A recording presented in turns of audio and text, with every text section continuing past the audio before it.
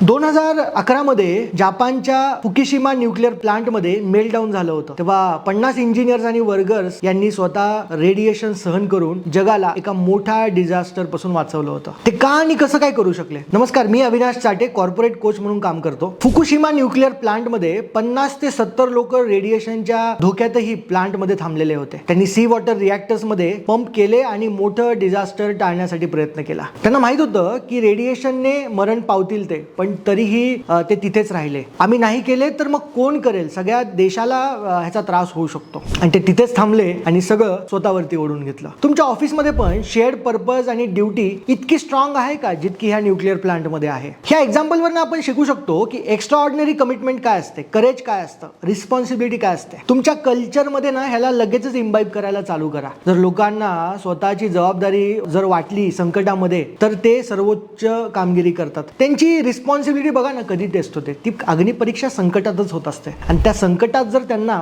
जबाबदारी घ्यायची जर तुम्ही शिकवली, तर टीम मध्ये कमिटमेंट वाढतं, करेज वाढतं. आणि हे करेज अंडर प्रेशर जर त्यांना शिकवायचं असेल, सेन्स ऑफ मिशन जर त्यांच्यामध्ये तयार करायचं असेल, तर मला ईमेल करा and let's have a training session for your team.